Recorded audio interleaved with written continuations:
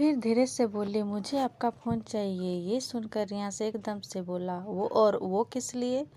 मुझे अपने घर में बात करनी है। रियांश बिना कुछ बोले रूम में आया और उसके पीछे पीछे अंतरा भी आई और वो एक बार फिर उसके पीठ से टकरा गई। पर इस बार रियांश कुछ नहीं बोला। उसने अपना फ़ोन ऑन करके उसे दे दिया और खुद उसे लेकर सोफे में बैठ गया।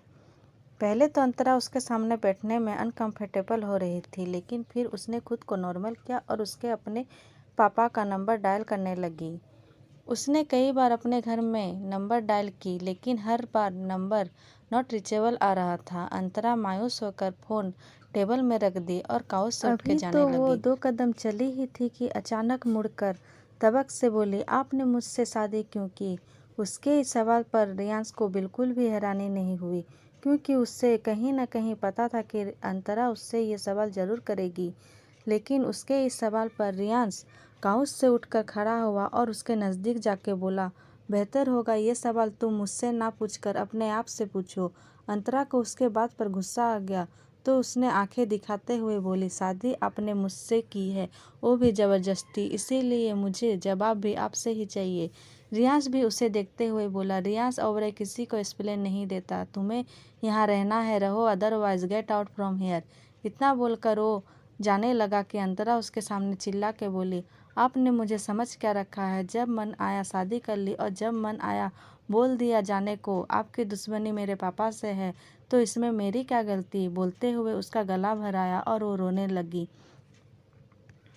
रियांश जो अब तक अपने गुस्से को कंट्रोल में कर के रखा था, वो अब अनकंट्रोल होने लगा। उसने एक ही झटके के साथ अंतरा के बालों को अपने मुट्ठी में कस कर भरा तो अंतरा की दर्द से चीख निकल गई। रियांश दांत पिसते हुए बोला, ये तुम्हारे बाप का घर नहीं है जो तुम ऐसे चिल्ला रही हो। ये मेरा घर है, यहाँ रहना है तो रहो, वरना दफा हो जाओ यहाँ से। इतना बोलकर उसने अंतरा को दरवाजे की तरफ धक्का दे दिया। अंतरा का सर दरवाजे से जा लगा और वो बेहोश होकर फर्श पर गिर गई।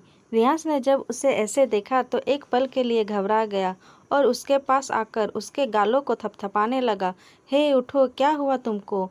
उसके इतना उठाने पर भी वो नहीं उठी तो रियांश ने उसे अपने गोद में लेकर बेड पर लेटा दिया और उसके चेहरे पर पानी छिड़क के मारने लगा। लेकिन अंतरा अभी भी बेसुधी से पड़ी हुई थी। रियांश को अब खुद पर गुस्सा आ रहा था कि उसने उसके साथ ऐसा बिहेव क्यों किया। उसने जल्दी से अपना फ़ोन लिया और किसी को कॉल किया। 20 मिनट बाद रूम का डोर लॉक हुआ तो रियांश दरवाजे की तरफ बढ़ा, लेकिन फिर वो रुककर उसने अंतरा को देखा तो बेसुधी से बेड पर पड़ी हुई थी। उसकी टी शर्ट उसकी थाई तक आ गई थी।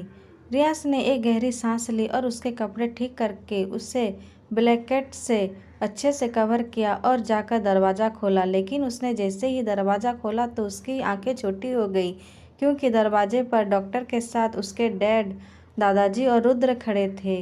दादाजी ने भारी आवाज़ में बोला, क्या हुआ बहू को?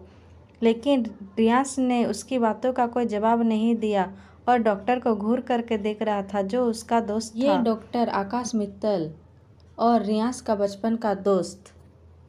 आकाश ने जब उससे खुद को घूरता पाया तो लाचारी से अपना सिर हिला दिया, जैसे कह रहा हो, मैंने इन्हें कुछ नहीं बताया, ये खुद यहाँ आए हैं। अब यशवंत जी बोले, अरे अब यहाँ क्या खड़े रहोगे, जाओ बहू को चेक करो। उसकी बातें सुनकर रियांश आकाश को उसकी बाजू पे पकड़ कर अंदर लाया और बेड के पास खड़ा कर दिया। अब आकाश भी अंतरा को चेक करना शुरू कर दिया। दादाजी, यशवंत जी और रुद्र बाहर में ही खड़े थे। रुद्र तो बार बार अंदर आने की जिद कर रहा था, लेकिन दादाजी ने उसे रोक रखा था। वहीं रूम में आकाश जैसे जैसे अंतरा के माथे, गाल, गले और हाथों को टच कर रहा था, ये देख रियांश को गुस्सा आ रहा था। इसकी वजह तो वो खुद उसे भी नहीं पता थी। आकाश रियांश को देखते हुए सीरियस होकर बोला, रियांश, भाभी को तेज बुखार है और शायद इन्होंने काफ़ी टाइम से कुछ नहीं खाया है और भूख रहने और ज़्यादा स्ट्रेस की वजह से ये बेहोश हो गई है। इतना बोलकर उसने अंतरा को एक इंजेक्शन दिया और रियांश को कुछ टैबलेट देते हुए बोला, इन्हें जब होश आ जाए तो इसे कुछ खिलाकर दवा दे देना। वो अभी इतना बोलकर चुप हुआ ही था कि रियांश ने उसे अपने सर्द आवाज़ में कहा, आउट। उसकी बातें सुनकर आकाश का मुंह बन गया और वो बाहर आ गया और दादाजी से मुंह बनाकर बोला, मतलबी दोस्त। दादाजी उससे बोला, बेटा बहू को क्या हुआ है? उसकी बातें सुनकर वो मुस्कुराता हुआ बोला, अरे दादाजी, भाभी बिल्कुल ठीक है, वो बस कमजोरी की वजह से बेहोश हो गई है। इतना बोलकर वो वहाँ से निकल गया और बाकी सब भी वहाँ से निकल गए। वहीं रूम में रियांश अंतरा के सर के पास बैठे उसे एकटक देखे जा रहा था। वो उसे देखते हुए बोला, तुम सच में इतनी मासूम हो या अपने बाप की तरह ड्रामा कर रही हो? उसे देखते हुए रियांश की भी आंख लग गई।